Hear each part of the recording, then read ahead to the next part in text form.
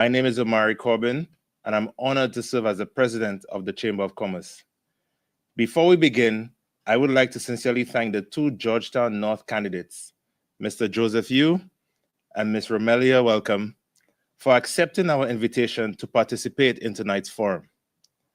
By appearing together on this platform, you demonstrate a shared commitment to the democratic process and to the people of Georgetown North.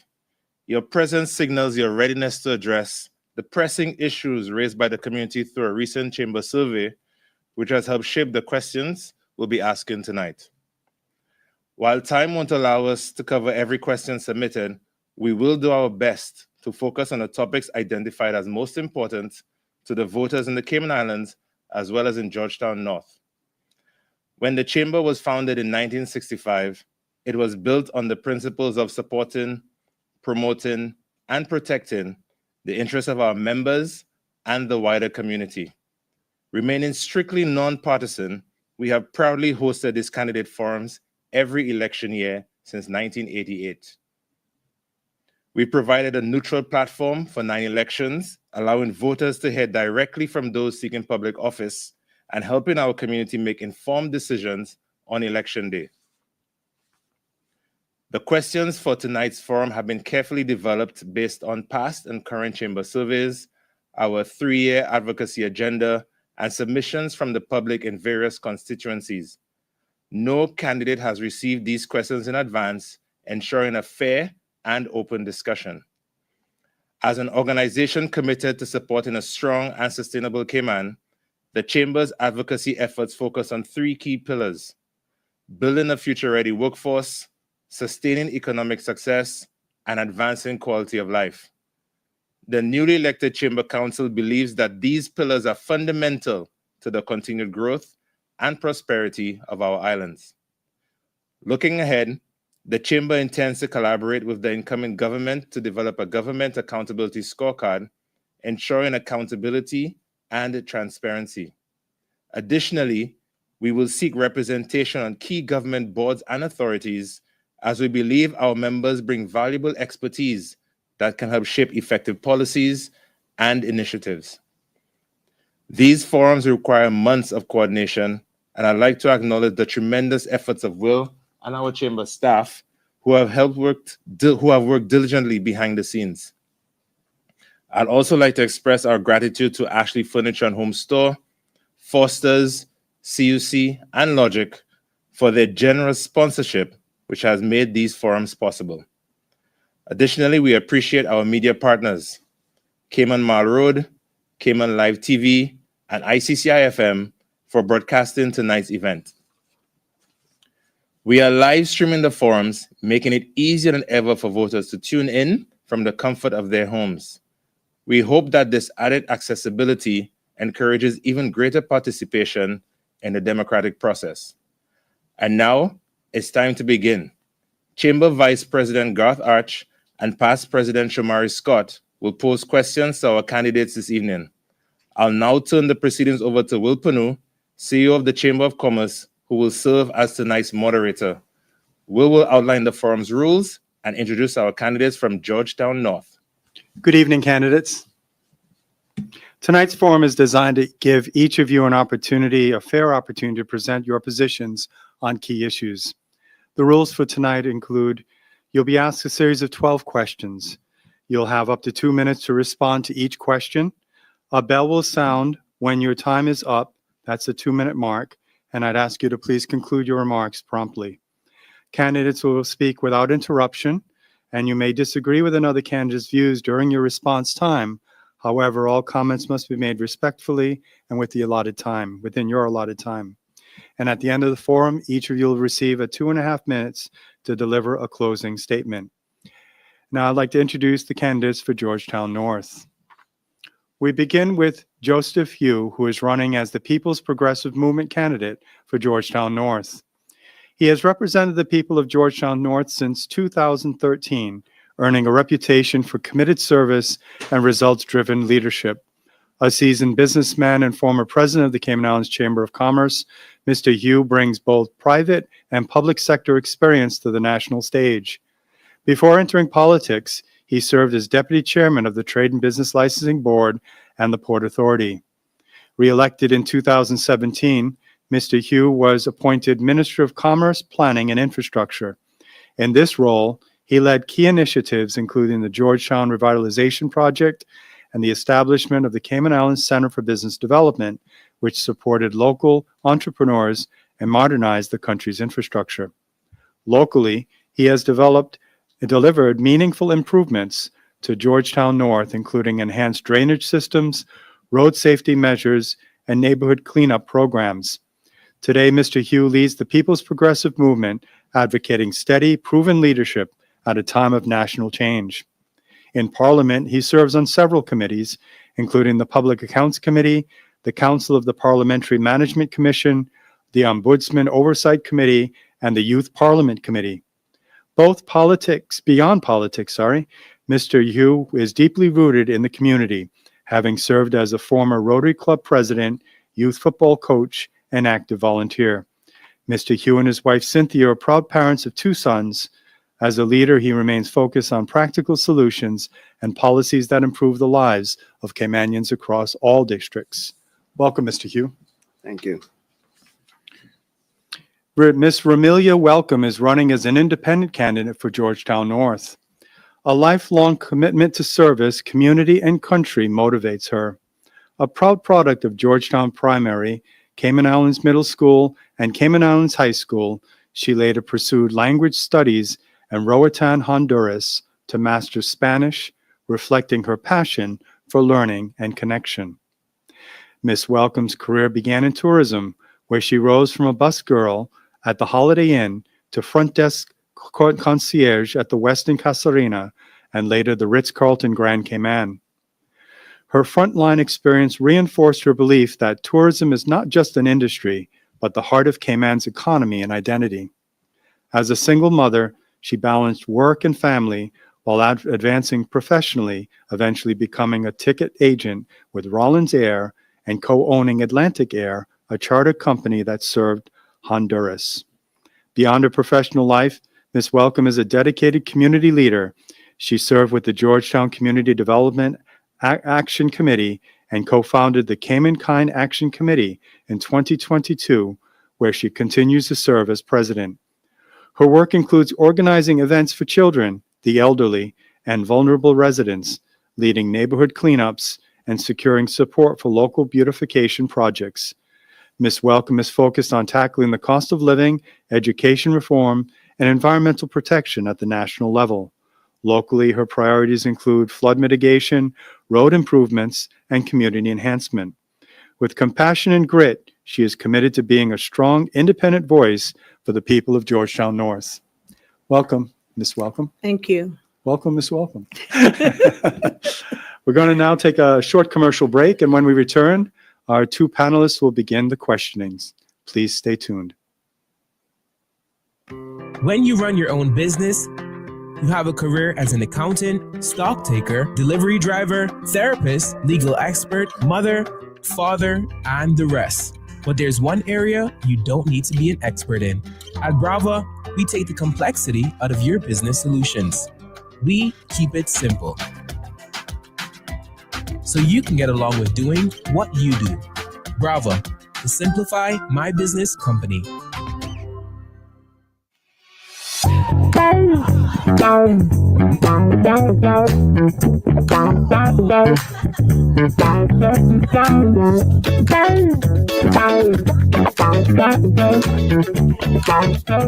Why is my bill higher? These days, it might seem like the cost of everything is going up here in Cayman. When it comes to your energy bill, this may be no exception. You may be wondering why your bill is higher when you haven't done anything different in your home. Here are some common factors that will increase your energy usage. As temperatures outside increase, your air conditioning unit has to run longer to keep your house cool, even if you haven't adjusted the thermostat. During the summer months, cooling your home can make up more than half of your energy bill. It's important to maintain your AC so that it can function as efficiently as possible. Changing your AC filters can also help with ensuring units are functioning properly. Remember, for every degree you turn up your thermostat, you can save on your monthly energy cost. Turn off your AC when no one is home. Thermostat should not be set any lower than 78 degrees. Also consider closing blinds and drapes on the sunny side of your home. This will help reduce the temperature inside your home. Remember to consider energy waste. Think about the items in your home that are using energy, like gaming computers and ceiling fans. Always unplug and turn these items off when they are not in use or needed. This will help you conserve. Now that you have some energy saving tips, you can track your consumption daily on MyCUC. Learn more at www.cuc-cayman.com.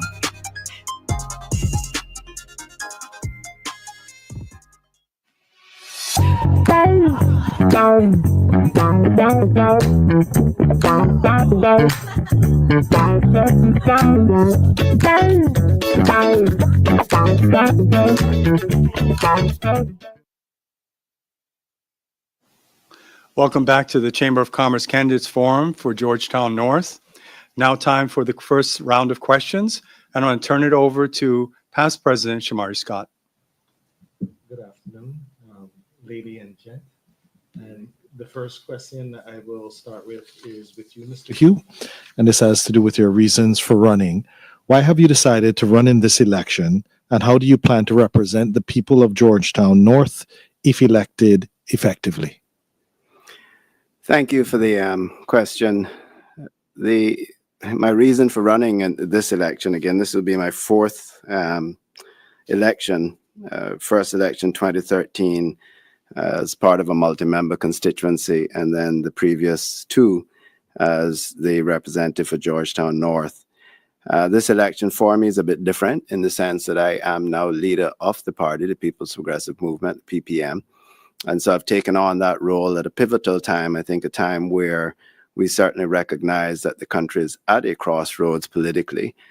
We have all seen what has happened over the last 4 years with the independent experiment, as we all refer to it as, and the results of that with several changes in government throughout the years, the instability of that, the lack of meetings at the parliament. And I felt that at this time, with the PPM celebrating over 20 years in existence, myself becoming the fourth leader of the party, that I had to continue the tradition of building the party for the future of the Cayman Islands. We have put together a extremely diverse party, slate of kind of everything from the gender balance with 5 very strong females in the team, the diversity and the balance between age and youthful experience, if I want to call it that. And I feel that we are ready to hit the ground running and put this beautiful country that we have back on the path of prosperity for all. As I said, started out to say, the calling for me has always been to serve our country, and now I have to serve it. Now I have the opportunity to serve it at its highest level, and I hope to do so for the people of the Cayman Islands, and in particular the people of Georgetown North. Thank you, Mr. Hugh. Ms. Welcome. Good evening. I want to extend my gratitude to the Chamber of Commerce for organizing this forum, and a heartfelt thank you for my fellow Caymanians for your unwavering support. Georgetown North and our country deserve authentic representation. It's clear that the empty promises made over the past 12 years have been disregarded and forgotten after the elections. We need leaders who possess a genuine love for our nation, with the strength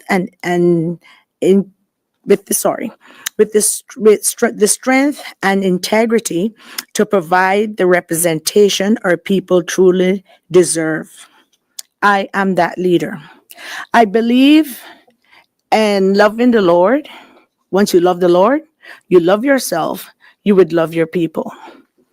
I have dedicated myself to serve our community without relying on the government's payroll. My opponent is well aware of my contributions and positive changes I have fostered in our neighborhoods, including Georgetown North. I am ready to elevate my service to our people and do so with excellence. This role is not about mingling with lavishing parties or promises to our country or robbing our people of their rights. It's about standing firm in our values. The Cayman Islands need individuals with courage to say no when something doesn't serve our best interests, and yes, when it does. For far too long, some individuals in my constituency have endured the same, if not worse, conditions over the past 12 years. There has been no real changes or relief from them.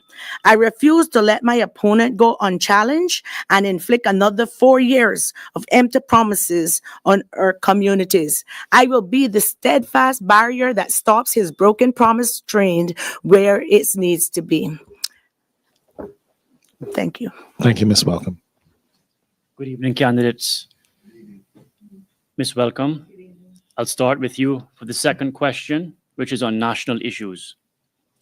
What are the top 3 national issues you would prioritize if elected, and why are they most urgent to address?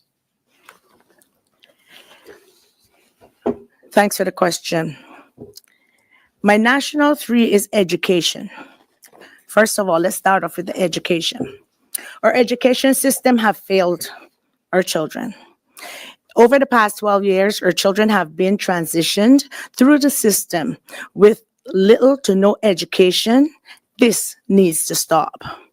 Education starts at home, teaching children to have manners, respect, and how to behave in a classroom. We need qualified teachers who knows how and when to alter the teaching style to be effective. Children who are underachievers, more attention should be given to them and their parents to bring them up to the expected level above. Solution: we will start with a free after-school program to elevate these students, along with working with the parents to transform their homes into a learning environment. Our government schools are crowded. Whoever brainstormed the removal of Cayman Islands Middle School, it was not a good idea. I will advocate for the return of a middle school where our primary school students will develop and get ready for high school. I will advocate for a vocational school starting with George Hicks High School and the Clifton Hunter High School. Not every child will be a white-collar professional, but they can still make a very good living from professions such as plumbing, woodwork, mason, tiling, and electrical. Just to name a few. These jobs are currently dominated by foreigners. This trade school should be available to high school students and adults. I believe in training and hands-on experience to educate and uplift my people. Cost of living. Cost of living is one of our biggest challenges.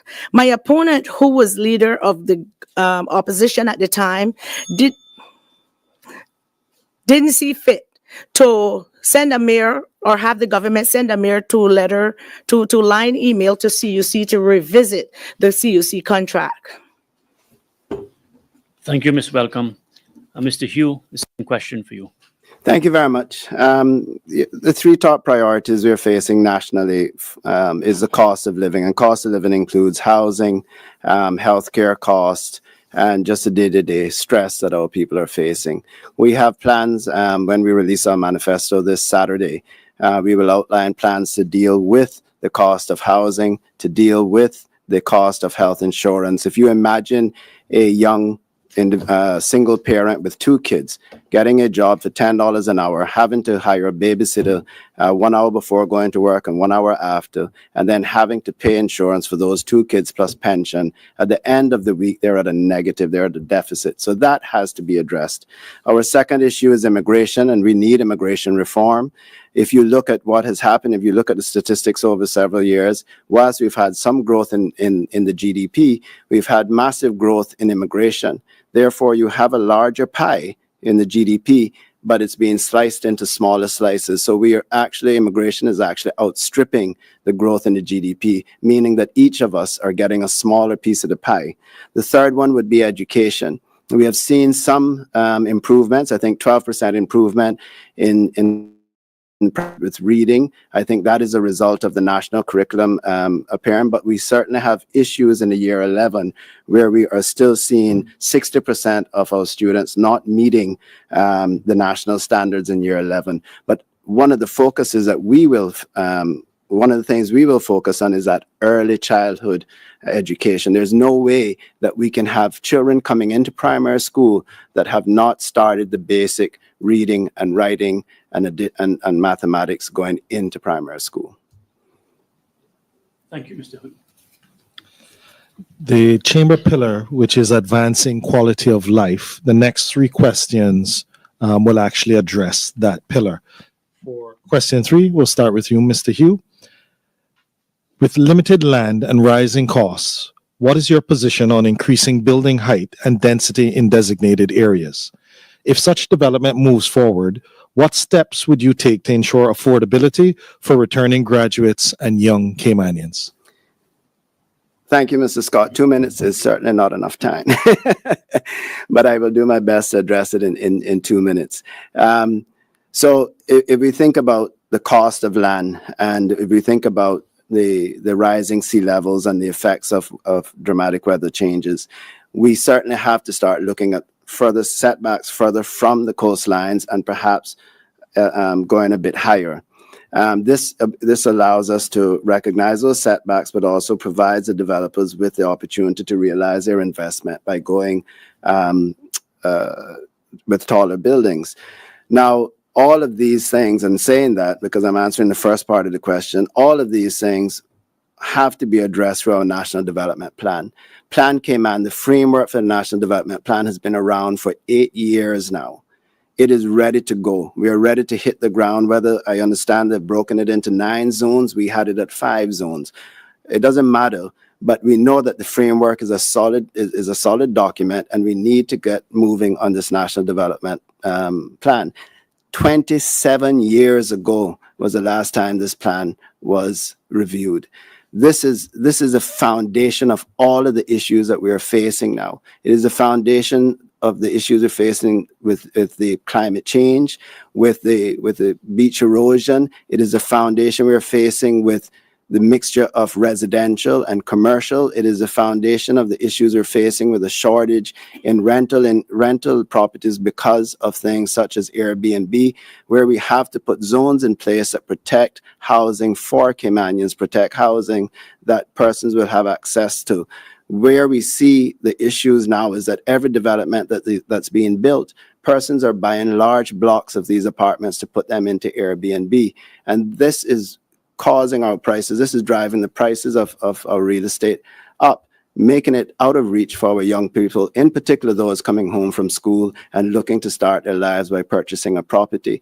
With proper zoning, we can certainly take care of that. The other thing is that we have to do, as a government, we have to make more efforts to incentivize persons to build within that affordable housing category. One of the largest, the most expensive parts of development is getting out of the ground. So what we have to do is ensure that we give incentives to those who are building to build in the categories that we would like to see them build in. Thank you, Mr. Hugh. Ms. Welcome. My opponent had 12 years to act on all of this. We shouldn't be sitting here now discussing when we should have been past this, because he had 12 years to get all of this done. With the limit of land and rising costs, land is extremely expensive here in the Cayman Islands, and especially for our Caymanians. I think we need to put a halt on building for now, because it's being overpopulated, and such developments moving forward we should not be able to, can't afford to live here in our own country with these type of prices that is facing us. And what step would you take to ensure affordable for return graduates and young Caymanians? I would make sure to speak out and stand up and speak out regarding how best we can assist our Caymanians with affordable housing and work also on the high interest costs to give them that opportunity to actually own something for themselves here in their own home. Thank you. Thank you, Ms. Welcome. On your next question, if you so wish. Ms. Welcome, the next question is on the Georgetown landfill. With the landfill nearing capacity and posing environmental and health risks, what immediate actions and long-term solutions would you propose to manage waste in a sustainable manner?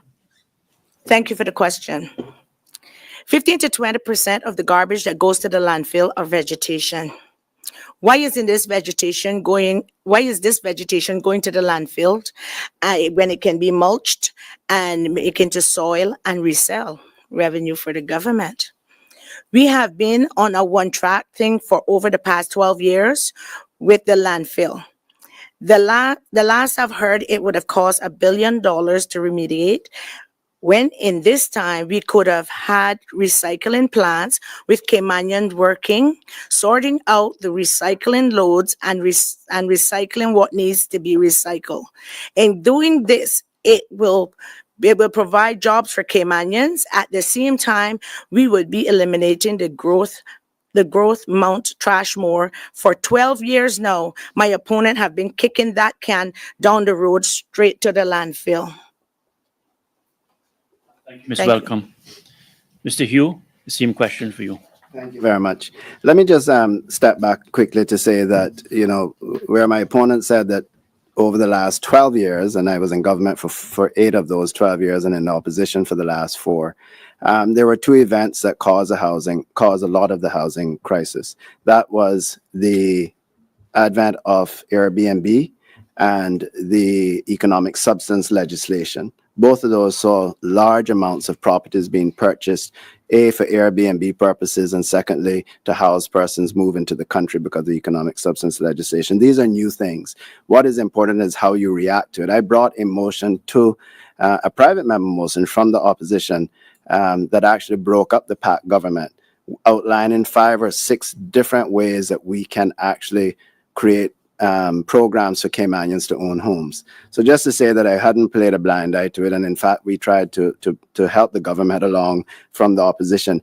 ISWIM's integrated solid waste management system, it is a shame to see that project has now seen its untimely death. We are in a crisis. The landfill does not have 5 or 6 years left in it, as they have said, and we are not treating it properly. International standards is to cap it every 24 hours and compact it, and we are not doing that.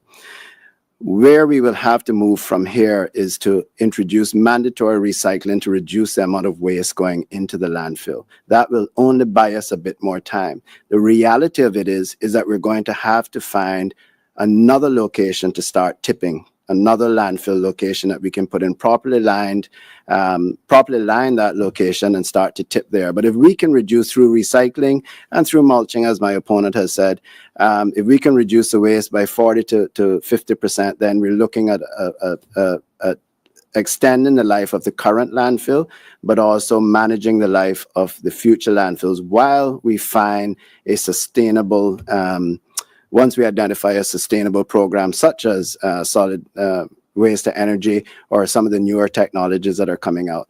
But we are now at a crisis situation. We are facing an environmental disaster that this country has never seen. If we have a fire like we've had before, we will have loss of property. Thank you, Mr. Hugh. Well, thank you, candidates. We've gone through the first round of 4 questions. It's now time to take a commercial break. Please stay with us.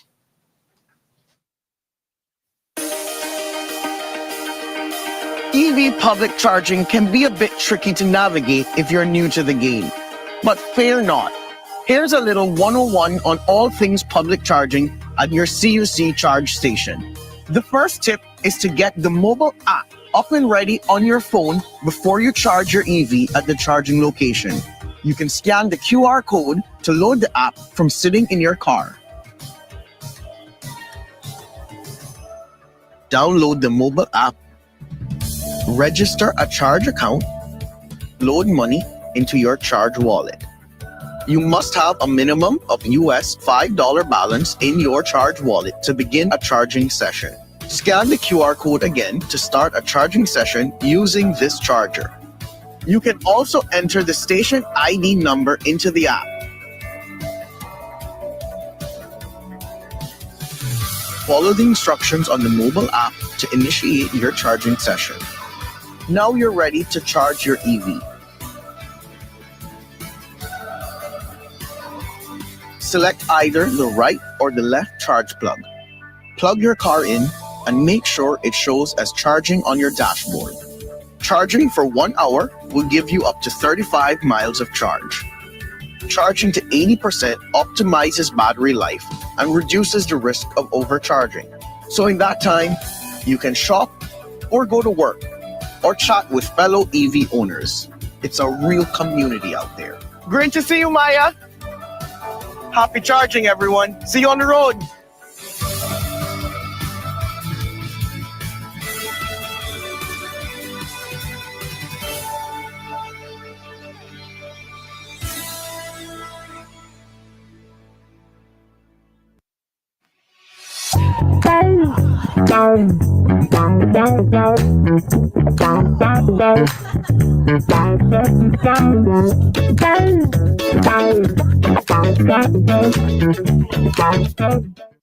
When you run your own business, you have a career as an accountant, stock taker, delivery driver, therapist, legal expert, mother, father, and the rest. But there's one area you don't need to be an expert in. At Brava, we take the complexity out of your business solutions. We keep it simple, so you can get along with doing what you do. Brava, the Simplify My Business company.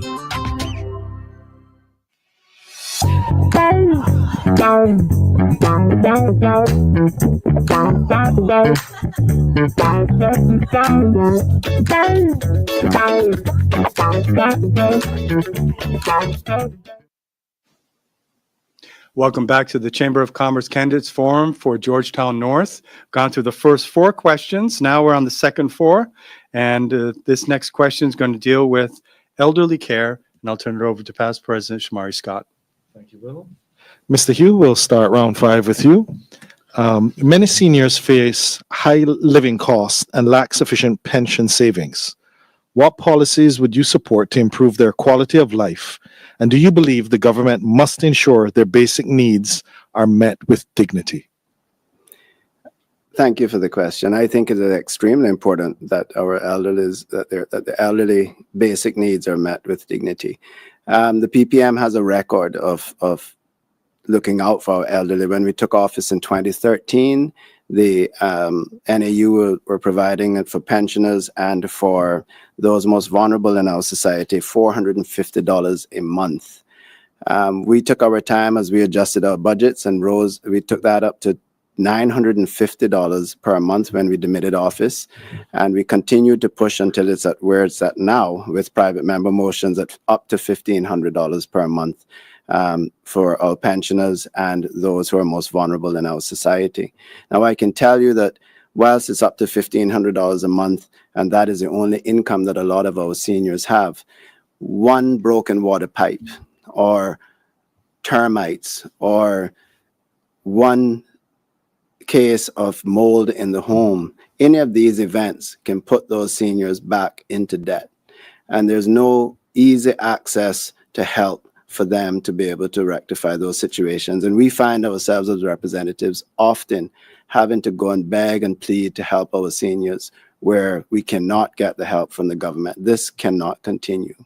We cannot continue to say that we value our seniors, but at the same time, we put them through this rigorous vetting process and then send them emails and send them WhatsApp that our seniors don't even have access to or don't understand. I can tell you that if it were not for my constituency office many of the seniors in my constituency would not be receiving the help that they so dire need, because we have a system that is not that does not help them. We have a system that we are not considering who we are dealing with. You can't just send an email and send these long lists. I have constituents who said, I received a phone call today, but I didn't understand what the lady was telling me. I have said it over and over and over again. NAU, needs assessment units, or poor people relief, need field agents that will go in and investigate and meet with the seniors and see what their needs are. I've had them respond to persons saying, you do not need help because you don't have any electricity bills or water bills. The reason they didn't have electricity bills or water bills was because their water and electricity was cut off. Thank you, Mr. Hugh. Ms. Welcome. Thank you for the question. Our seniors have been neglected for years in Georgetown North and in the Cayman Islands on a whole.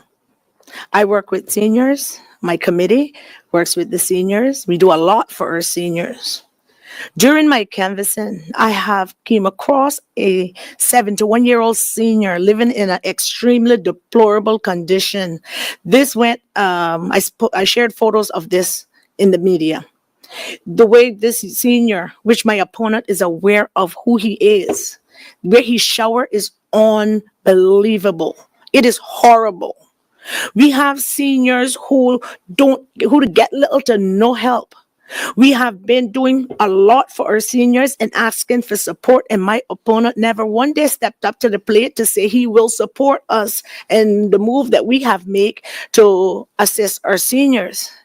So it's ironic to sit here and hear all what they do for senior, what he has done for seniors, but yet our seniors are still suffering and living in a deplorable condition in our communities. Thank you.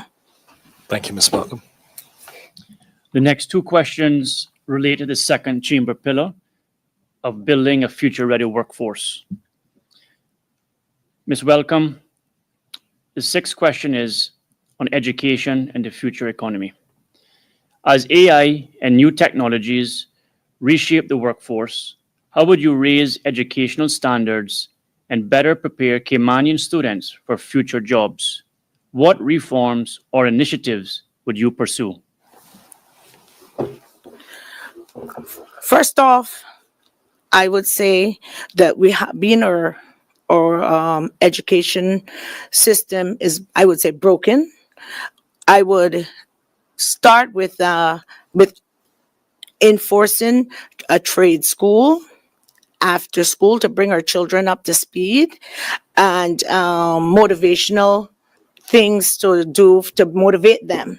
For example, we have last year I put on 2 trips to with saltwater sports to take our children out to see the reef, the fish, and 2 sunken ships out there. But these children who were down in their grades, and they had to do like math whiz, Mayon, seesaw. They had to step up. So stepping up in those grades, they were able to be rewarded with this educational field trip. So I would find ways to see how best we can motivate them to meet these marks and show them that we care, and sit down and discuss with parents and teachers how best we can move forward and building up the standards of our children education. Thank you. Thank you, Ms. Welcome. Mr. Hugh? Thank you very much for the question. I just want to go back to the last question and what my opponent said about the gentleman. And I don't like to do this, but since she said that she's put pictures of him on the internet, etc., the particular gentleman in question was actually living in a shed without a door when I found him. I provided him with the trailer home.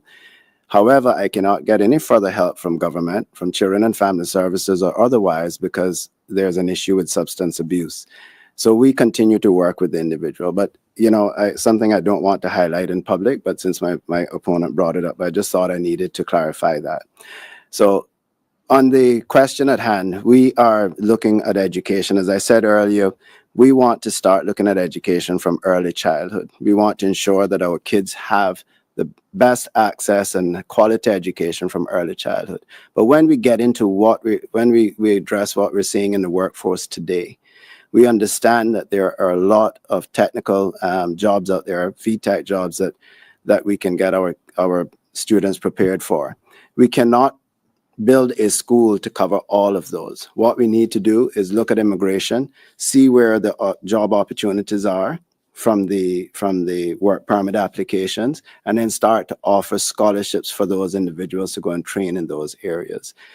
There are many wonderful schools that we can tech schools that we can partner with in Florida. I know of one that I know a couple of kids that go to a marine school where you actually go and you learn marine mechanics, and then you get an opportunity to work there for 6 months after to gain that experience. So our view is that we want to identify a lot of these schools. I know that the government, we established a partnership with Johnson & Wales in Miami, and I know that DART has established a partnership with Lynn University on the culinary side. So we want to seek other opportunities where we partner with institutions, with technical schools in the US that we can scholarship our kids to go to those schools. We do have fantastic programs here. The School of Hospitality program here has never been fully subscribed. We have the Public Works School and Public Works Enterprise, the Public Works technical school where we develop that at the Public Works, where the kids are actually paired with a mentor. That has worked out really well. But we do have plans to further those kind of programs. Thank you, Mr. Hugh. Mr. Hugh, round 7. We'll start with you, vocational and technical training. What role should UCCI and ICCI play in expanding vocational and technical education? What steps would you take to strengthen training programs and align them with market needs? When I was just speaking to that a second ago, when we were in office, I think it was in our first 4 years, we recognized that we had a lot of students overseas training in the medical field, and we decided to then create a database of those students. That eventually led to where we were able to do exchange programs and also turn the HSA into a training hospital. I think we need to do the same thing on the technical and vocational side. We need to identify the jobs that are available in Cayman and then start to offer those scholarships for our kids to institutions overseas. Locally, we do have the ability to address some of the more basic ones, such as electrical, plumbing, and mechanical. But what we have found and what I have identified is, for instance, the electrical class at UCCI, for instance, when the person graduates that class, they do not even graduate with a journeyman license. So they still have to go out and find a firm to work with to train them to be able to pass a journeyman license, to be able, in order for them to progress on to becoming a full electrician. We need to put programs in place that when that student leaves that program, they are ready to hit the ground running in the workforce. And so this is going to require partnerships between the government, the UCCI, ICCI, and the private sector. We had many discussions in this room with the Chamber of Commerce about how can your membership help. And we talked about things such as the +1, where wherever you have opportunities to add another employee, a Caymanian employee, a trainee, +1 within your workforce, if that is even subsidized by the government to ensure that that young person gets the experience needed to hold a full-time job in that profession. And so I think a combination of identifying the needs within our workforce and identifying partnerships overseas for some of the more technical programs, and then further developing our national programs at UCCI and ICCI to ensure that when you graduate from that program, you're ready to hit the workforce. Thank you, Mr. Hugh. Ms. Welcome. First and foremost, again, my opponent had 12 years to get this done. The roles, we need first of all to identify the students' interests, where their interest lies. Once we identify where their interest lies, we give them hands-on training.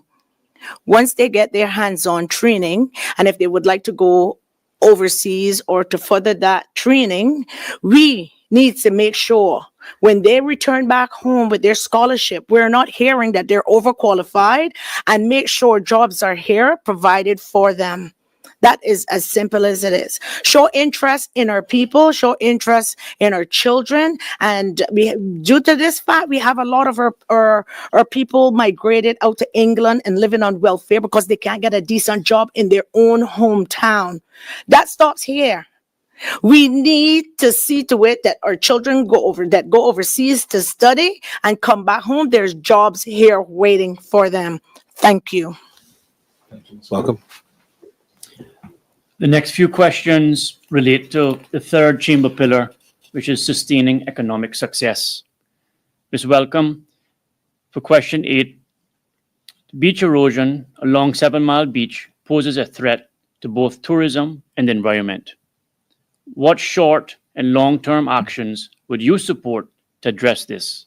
And how should these efforts be funded? First and foremost, I don't think it was right for people or CPA to give permission to build so close to the water, because Mother Nature gives and Mother Nature takes. So with saying that, I believe that they applied for such things to put their business close to the water. That's on them. CPA shouldn't be held accountable to replenish sand or anything. I just think that we should be able to allow, put our standards down that you should not build so close to our beach so that we wouldn't have this issue with beach erosion in the future. Now that we have learned our lesson and see what can happen, what has happened. And for the long, I think that they that applied for this, the fund should not be on our people or our government. They applied for it. They paid for it. Therefore, they want sand back there. I feel that they should be the ones putting the sand back there, not the people of the Cayman Islands funds. Thank you. Thank you, Ms. Welcome. Mr. Hugh? Thank you for the question.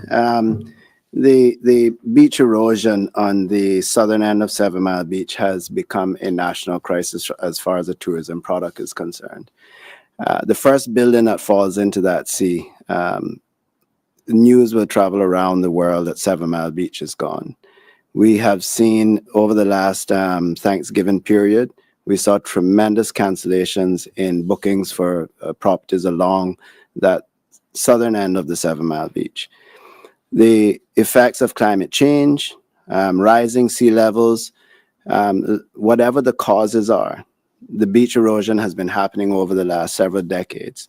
And even if we do what a lot of people are saying, a managed retreat or retreat back from it and knock the buildings down, which is not practical, the water will just continue to come. So there's only one answer to that, and that is beach renourishment. They have identified ways to do this. This is nothing new. They've been doing it in Florida for decades now, over 60 years, and there are experts all over the world in this. We have to do the beach renourishment before we can even start to consider anything like a managed retreat. However, as I said earlier, the National Development Plan plays a vital role in what happens in the future.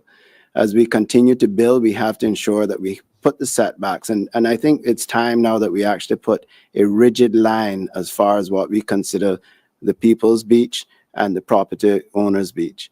And once we have that line set, which I think falls right along what was originally the vegetation line, we set the setback from there and not from the high water mark. As we can see, if we do the setback from the high water mark, now some of the buildings would be on 7 Mile, on the road on 7 Mile Beach.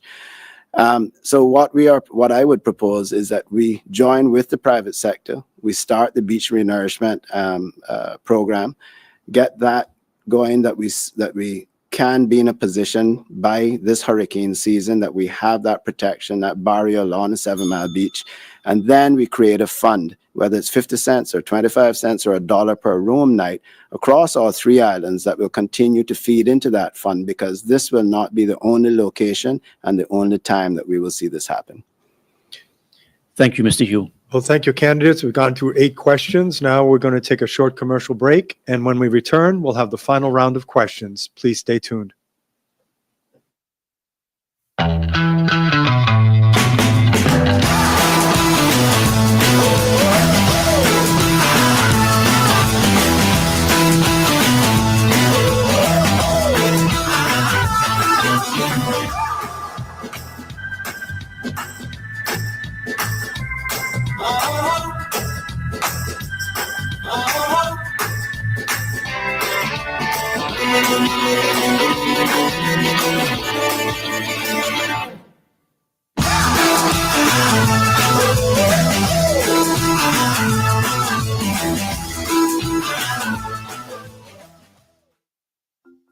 At CUC, we care about helping our customers.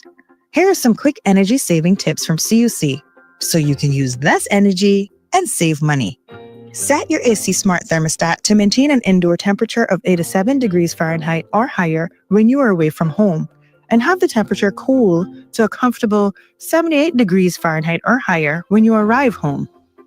Adding insulation can cut your cooling costs by 15 to 45%, depending on your home's size and current insulation. Focus on insulating your attic, walls, and windows for the best results.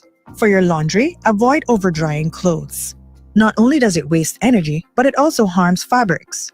Dry towels and heavier cottons separately from lighter weight fabrics to save energy. Your TV and gaming setup can be big energy consumers. Save costs by reducing in-game settings and turning off your console when not in use. Remember, every small step counts.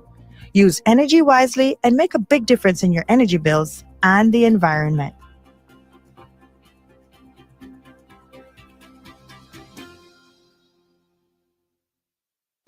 When you run your own business, you have a career as an accountant, stock taker, delivery driver, therapist, legal expert, mother, father, and the rest. But there's one area you don't need to be an expert in. At Brava, we take the complexity out of your business solutions.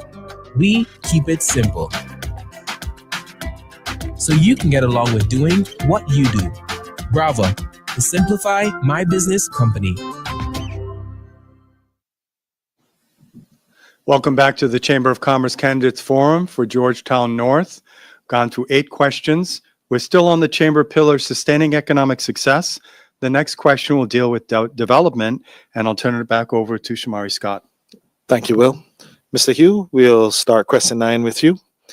With limited land and increasing property values, do you support allowing taller buildings in key areas such as West Bay Road and other districts? Why or why not? Thank you for the question. I do think that there is room for us to look at taller buildings, but we must take into consideration the landscape. So if you're starting with the lower buildings and you don't certainly want to have going from 3 stories or 5 stories to 20 stories. It has to be planned in a way that you have that gradual increase. And when we rezoned Georgetown, that's what we did. Zone A in the front, you had 3 stories. Then the next level is 5 stories. And then we went to 10 stories. I think before we can talk about all of that, though, is that we have to update our national development plan. Without a national development plan, we can't consider any of these things. It's just all theory at the moment. So when we look at West Bay Road in particular, let's talk about West Bay Road. When you look at West Bay Road and we say, okay, we don't want the tall hotels on the beach side. In fact, we're now looking at trying to get people to set back even further and maybe even build on the opposite side of the street. And what are the trade-offs for that? Do we go taller, shorter on the beach side, lower density, and then taller on the road side, the land side of 7 Mile Beach? And then you can set whether you go by increments of 20% or whatever until you get up to whatever the desired or the agreed height is. When we get to 10 feet, is there much difference between 10 feet and 15 feet? 10 stories and 15 stories? Is there much difference between 15 and 17 or 20? You know, these are the things that the experts would tell you when you look at that eye line from the street. You want to be able not to have these things protruding out, but moved up. But then we also get into density. As we focus more and more on the environment and preserving our wetlands, et cetera, we're going to have to find housing for our people. And that means that we will have to increase densities in certain areas, allow people to build more on smaller lots, or allow them to go taller in certain areas. So I do believe that in the future, we will have to discuss the ability to go higher. But the trade-off for that is to have further setbacks from the coastlines and, of course, proper zoning so that it's being done for the Caymanian people and not just for the sake of development. Thank you, Mr. Hugh. Ms. Welcome. Thank you for the question. I say no. No more tall buildings. Because at the end of the day, as a taxi driver, I drove a lot of foreigners and they're saying, Miss Welcome, Cayman no longer looks like an island. We're taking away our island. Look, it looks like little Miami. And that's not what we want. That's not what we want people to come here. We want people to come and enjoy our island, look, our island style, our island life. Too much of these tall buildings is going up. And come on. This is the beautiful Cayman Islands. They're taking away our beauty with these tall buildings. You can't even see our beach anymore driving down the West Bay Road. Everything is tall. The fence are 6 feet and up. You can't even, while driving or cruising down West Bay Road, you can't even see our beautiful beach. One time we could have. I say enough is enough. We do not need any more tall buildings here. Thank you. Thank you, Ms. Welcome. Ms. Welcome, the next question is on preferred areas of responsibility. If elected, which government portfolio or policy area would you most like to focus on? And what makes you well suited for that role? As a community advocate, I enjoy getting things done in my communities, and I've gotten a lot done, especially when it coming on roads, drains, and overgrown vegetation. With no support from my opponent here, it was all done by me. So that is something that I would like to continue into, infrastructure and roads. Yes. Thank you. Ms. Welcome. Mr. Hugh? Thank you for the question. I guess my answer has to be I'd like to focus on being the premier. But outside of that, my interests have always been, obviously, I spent 4 years as the Minister of Commerce, Planning and Infrastructure, and I have a long history in the field of tourism as well. But I think, as the person that leads the party and God's willing, after April 30th, if I am premier, then we will have to look at what role would best suit me. I think I do have the ability to cover a wide gamut of subjects, and it will be based on what we see is fitting for the team overall. And then, of course, I will be the person to fill in those gaps. Thank you, Mr. Hugh. Mr. Hugh, this is going to be question 11 and the last question for me. It has to do with constituency priorities. How would you balance your responsibilities between serving the specific needs of Georgetown North and shaping national policy? Which do you believe is more important, and how will you effectively manage both? Thank you for the question. I think that the challenges facing our constituents in Georgetown North, and understanding that Georgetown North is a very diverse constituency. We have the center of Georgetown, including Watlers Road, Washington Boulevard and Rockhole, and all the way down to the Ritz-Carlton. So we have a variation of issues. We spoke earlier about beach renourishment. That's extremely important to some of our constituents, and to other constituents, it doesn't matter to them. But a lot of the issues, pressing issues that our constituents, or the constituents of Georgetown North are facing, are also national issues, right? These are the cost of living, include the cost of living. Home repairs is a massive issue.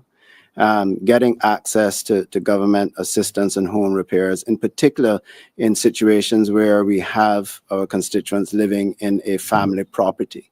So the property is not in their name. So when they apply to government, I had a young lady crying to me today who went through the process of applying for home repairs, but because the property that she has lived on for her entire life is now in her deceased grandmother's name, government cannot provide her with the assistance that she needs. And now she needs to go and find somewhere to live.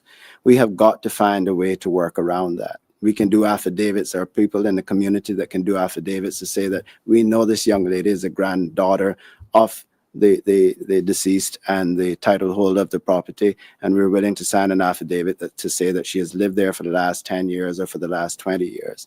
The other, as I said, issues that we're facing is single parents trying to make a living. Again, like I said, by the time they take out pension and insurance, and if they have to borrow money for uniform to get started, they're going home at a deficit, because we do not have that family structure we used to have, where when someone goes to work, the grandparents take care of the kids, or the aunt or the sister take care of the kids. We're slowly losing that, and people are finding it very difficult to balance the work and life, and to actually not just survive, but forget about thriving, but they're finding it difficult to survive. So we have to address these issues head on, and we have to be practical about them. Thank you, Mr. Hugh. Ms. Welcome. Thank you for the question. First and foremost, we need a balance. Our communities in Georgetown North has been divided. Special attention have been given to one side, and the other side is a blind eye, or a turn ahead has been done for the other part of the constituency. All complete of Georgetown North constituency, apart from the West Bay Road, the roads are in more or less deplorable conditions. My opponent here was once appointed minister over roads. Nothing got done. We have so many of our people living in extremely deplorable conditions in the other half of the district, of the constituents, and my opponent here doesn't care to get anything done.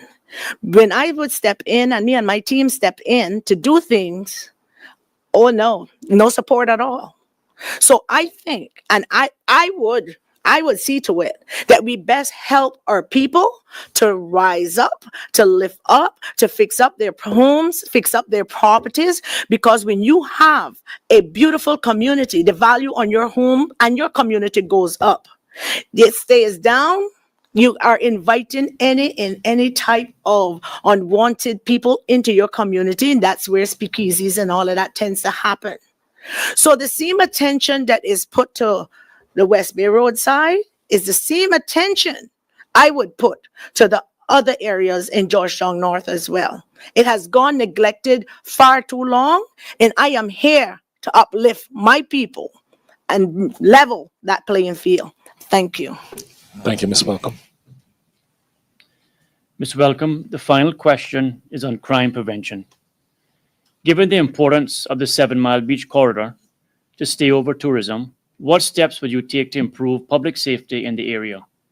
Do you support establishing a police substation in Georgetown North and increasing patrols? Thanks for the question. Far too long, our police officers have not performed the way that they should. We have found that they turns a blind eye to situations that needs to be corrected or where the law needs to be upheld. And we find that because we have a lot of the officers are from a certain country, and that's a norm for them where they comes from. Our culture completely is totally different. We need officers with respectable officers who is willing to uphold our laws and get the job done. Far too long, I have been complaining on issues with the 7 Mile Beach and within our communities, and it just have gone unnoticed. We need quality trained police officers who are willing to abide by the laws of the Cayman Islands and act according to our laws.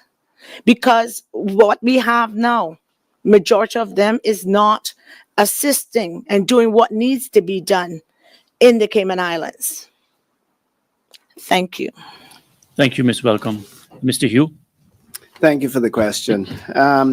I don't know if we need a substation in Georgetown North. I do know that they have a training facility here in this location that it can become a substation if there's an issue. They also have the mobile station that when they are need high visibility, they can move that mobile station up and down. What I do believe we need is consistent community police officers.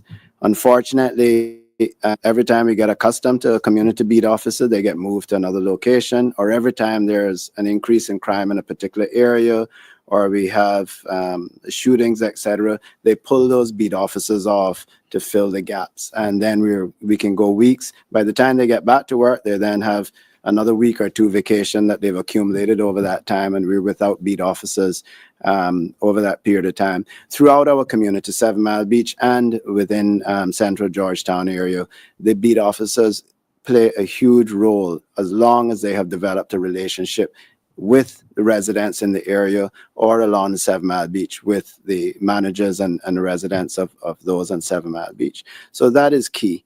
I think that we also have to upgrade our CCTV system. It's quite old. There's so much new technology now. We also have to pay attention to immigration, as we said. I think there's just way too much abuse of the work permit system. On any given day throughout our communities, you will see groups of work permit holders standing in corners, waiting for somebody to offer them a job. I've had situations where they've gone to residents saying, I haven't worked in days and I'm hungry. Do you have food? If you look at the major construction sites, even here on 7 Mile Beach, whenever there's a big pour, as they call it, when they're doing a foundation or they're doing pilings, you will see groups of individuals outside that fence who supposedly have jobs. They have a work permit for a job, but they're there at that construction site looking for a day's work. And we are getting reports back from contractors that people are showing up on a daily basis saying, I have not worked in weeks and I'm hungry. Do you have any food? Can you please give me a day's work? So these are, and you know, a person isn't going to starve to death. And a person who has spent their savings to come to this island and to look for a better life, they're going to try and find that better life, whether it's legal or illegal, or try to find the funds to get back home. And so I think these are the things that we could pay attention to, low-hanging fruit, before we talk about substations and further infrastructure. Thank you, Mr. Hugh. Well, thank you, candidates. We've gone through the 12 questions, and thank you very much. Now we're going to take a short commercial break, and when we return, we'll have the closing statements from each of our candidates. Please stay tuned. When you run your own business, you have a career as an accountant, stock taker, delivery driver, therapist, legal expert, mother, father, and the rest. But there's one area you don't need to be an expert in. At Brava, we take the complexity out of your business solutions. We keep it simple, so you can get along with doing what you do. Brava, the Simplify My Business company.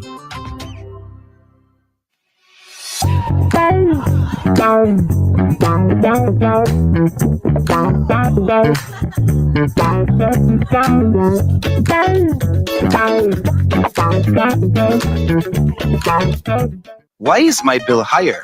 These days, it might seem like the cost of everything is going up here in Cayman. When it comes to your energy bill, this may be no exception. You may be wondering why your bill is higher when you haven't done anything different in your home. Here are some common factors that will increase your energy usage. As temperatures outside increase, your air conditioning unit has to run longer to keep your house cool, even if you haven't adjusted the thermostat. During the summer months, cooling your home can make up more than half of your energy bill. It's important to maintain your AC so that it can function as efficiently as possible. Changing your AC filters can also help with ensuring units are functioning properly. Remember, for every degree you turn up your thermostat, you can save on your monthly energy cost. Turn off your AC when no one is home. Thermostat should not be set any lower than 78 degrees. Also consider closing blinds and drapes on the sunny side of your home. This will help reduce the temperature inside your home. Remember to consider energy waste. Think about the items in your home that are using energy, like gaming computers and ceiling fans. Always unplug and turn these items off when they are not in use or needed. This will help you conserve. Now that you have some energy saving tips, you can track your consumption daily on MyCUC. Learn more at www.cuc-cayman.com.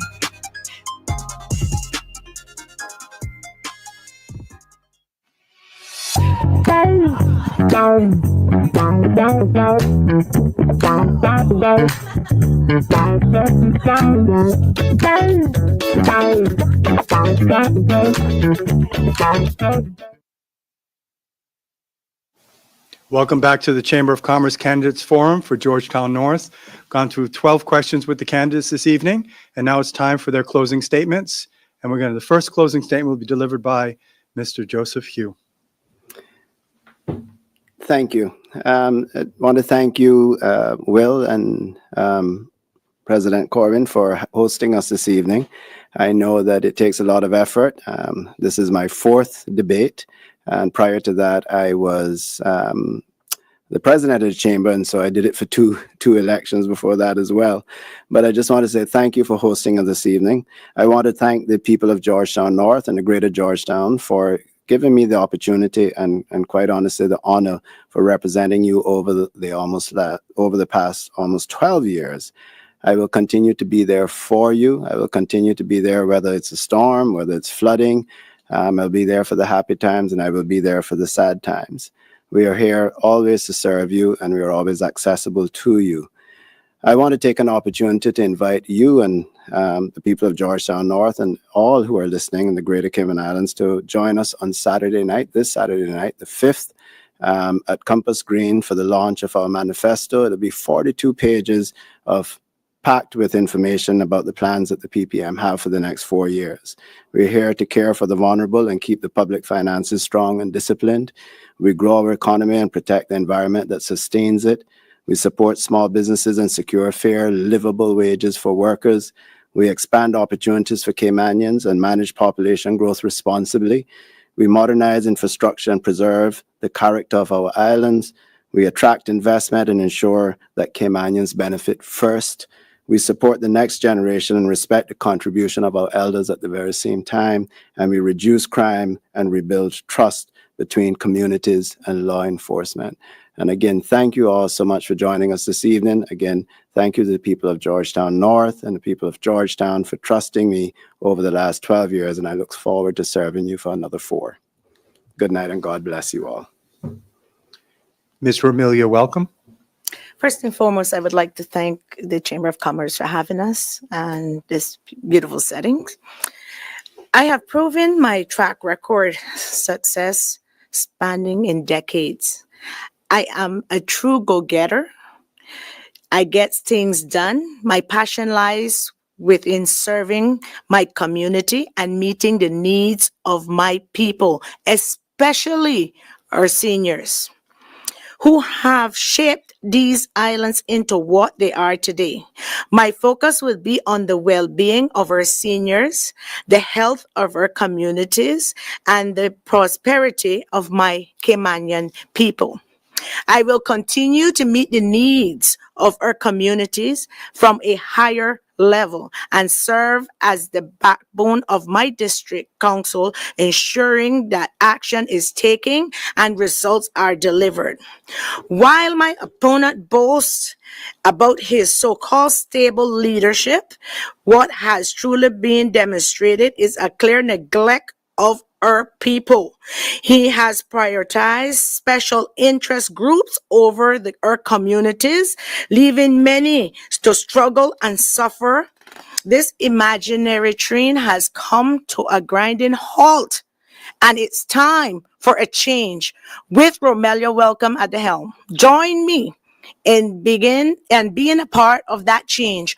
Vote for Romelia Welcome number 2 on April 30th, 2025, and let's make things right together. Cayman, Georgetown North, together we can do this. Let's make that change. Change starts at the poll. If you want change, let's vote for Romelia Welcome. Thank you.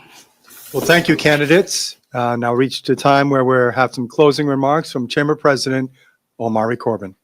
Thanks, Will. On behalf of the Chamber Council and staff, I would like to thank Mr. Joseph Yu and Ms. Romelia Welcome for participating in this evening's forum. I trust that this forum will help Georgetown North voters make informed decisions about who to vote for when you go to the polls on April 30th. I would also like to thank Ashley Furniture and Home Store, CUC, Foster's, and Logic for sponsoring the Chamber's candidate forums.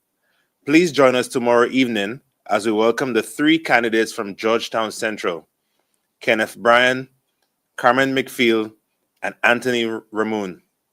Please note that all forums will be posted on the Chamber's YouTube channel for your future reference. Thank you for tuning in, and I hope you'll join us tomorrow evening. Have a restful night.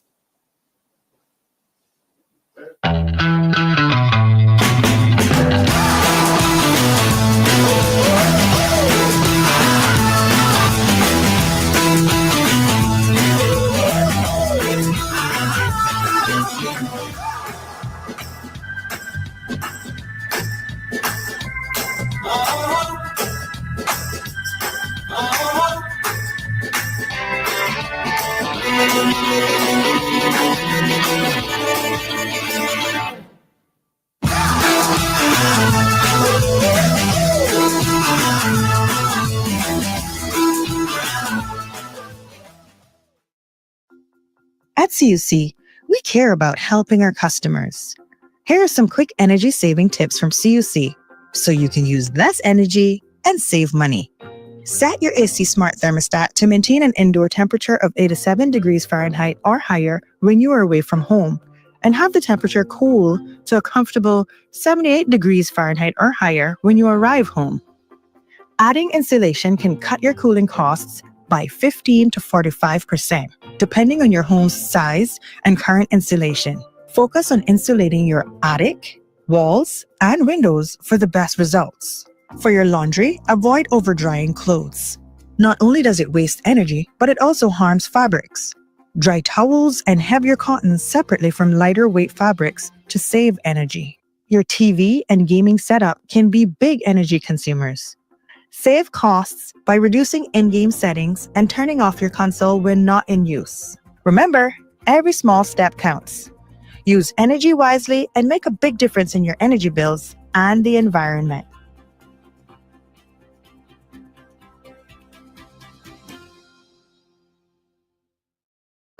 When you run your own business, you have a career as an accountant, stock taker, delivery driver, therapist, legal expert, mother, father, and the rest.